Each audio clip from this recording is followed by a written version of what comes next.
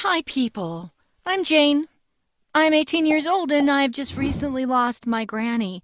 And right now I'm boiling from anger and a feeling of unfairness because my granny bequeathed all of her property to my twin sister while she didn't even bother to take her grandmother on her last journey, unlike me.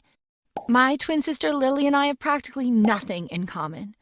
She always said that she was trying to enjoy her life to the fullest, while I was a normal girl, even boring maybe. It's not that we often fought with each other, but sometimes we just couldn't get along. But our parents never got involved in anything.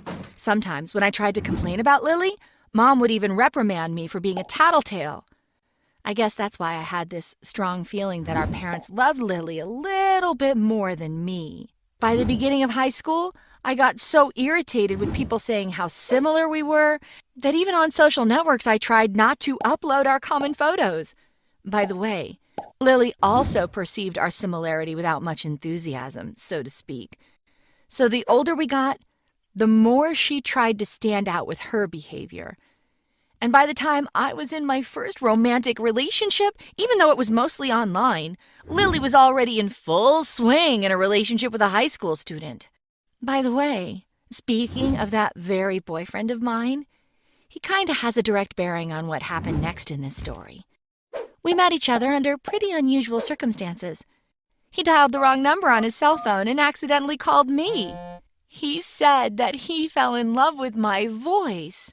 And at that time, we talked for more than a few minutes. The next day, he called me again.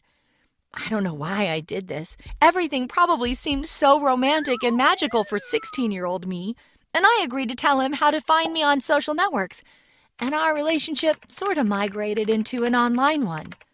I was so pleased that this guy, Brett, kept complimenting me and kept saying that I was so unique and special that I decided to not even mention that I had a twin.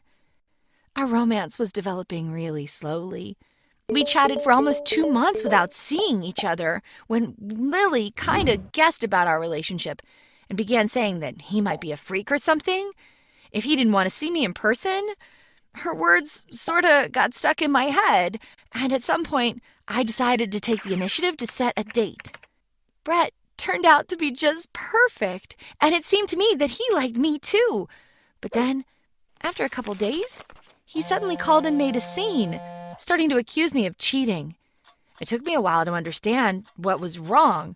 All of a sudden, he saw Lily with her boyfriend kissing and hugging in a park, and since he didn't know that my sister was my twin, he was sure that it was me. And when I tried to explain to him the truth, he said that I could have come up with a better lie and simply blocked my number. I got so angry with my sister. I knew that it was partially my fault because I didn't tell Brett about her from the very beginning. But I really liked him, and it was so insulting that she practically had anything she wanted while I had to struggle trying to prove my individuality. I rushed into her room in a rage. She was sitting on her bed in complete bewilderment, and I demanded that she contact Brett from her own account. I don't know. I felt the need to explain everything to Brett. I was sure that Lily had to do this for me. Well, she refused. We had a really big fight that day. Our parents couldn't understand what was going on, but I didn't feel sorry for accusing Lily of my problems, and she refused to walk in my shoes. Anyway, we completely ignored each other for a few weeks, to the point that we wouldn't even talk to each other. After graduation from high school, Lily and I agreed that it would be better for us to study at different colleges. Thank God our parents didn't mind. So I found new friends, and finally, nobody there mixed me up with my sister, which was definitely a new and pleasant experience. Lily also seemed to enjoy her freedom, although in her own way. She didn't study well, but she got acquainted with a photographer who was shooting her for things like calendars or whatever. Sometimes she called me and suggested that I join her in those shootings, but it was totally not my thing. Everything was great, but right before summer break, my mom called me to say that our granny's health had gotten worse and that she was about to die soon. So everybody should come home to say goodbye to her. Just for you to know, our granny had managed to save an impressive amount of money, and she always said that when she died, Lily and I would inherit it. Probably because of her financial abilities, she has always insisted on everybody being around her and eating out of her hands. So basically, we didn't love her very much, But of course, it was sad that she was about to pass away, so we just had no other choice but to go back home for a while.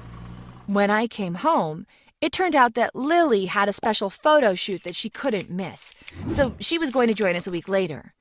I got angry because when Mom called me, she said that it was really important that I get back home as soon as possible, so that I even had to reschedule my exams for earlier dates, and I had a few sleepless nights trying to get prepared for them. And now it turned out that my excuse wasn't serious enough. Can you believe it?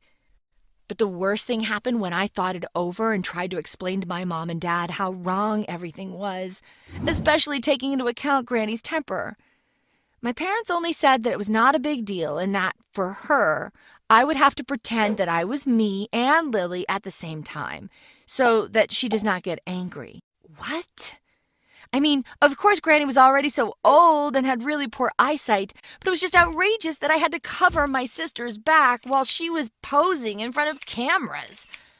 Oh, I hated Lily at that moment and that whole stupid situation. But nobody would listen to me. When we went to Granny the next day, I was skeptical about my little performance, as my mom called it. I tried to tune myself in, thinking about the many different things that I'd be able to buy when I got my part of Granny's fortune, like a car, for example. I even had to take 2 different outfits with me so that Granny could see 2 different colors and think that she was seeing 2 of her different granddaughters. When I saw Granny, I really felt so much pity for her. I mean, I haven't seen her for a while, and now she looked very old and weak. She didn't even get out of her bed. But that feeling of mine almost completely disappeared as soon as she began to play her regular Godfather-like scene, asking whether the whole family had already gathered together. I was the first one who Granny wanted to talk to. We told her that Lily went out for a second to answer an important call. After I told her about my academic successes and in general what was new in my life, she decided to ask why I, unlike my sister, do not work anywhere. Yes, she was aware that Lily was a beginner model, and it was clear that our Granny greatly respected her zeal to start earning money faster. Apparently, even the fact that this model miraculously wasn't kicked out of the university for poor grades could not temper her enthusiasm, while my almost excellent grades apparently didn't deserve much respect. Anyway, when she was done with me, Granny asked Lily to come up and talk to her. So I had to go and change my clothes and once again enter Granny's bedroom, but this time pretending to be my sister. Oh, you should have seen how Granny changed in her face. She literally melted with pride. Of course, the whole situation wasn't easy for me. Even though I knew a lot about Lily's life, and I saw that Granny had no doubts about which one of us she was talking to, I felt so horrible that once again my twin sister seemed to be better than me for everybody else.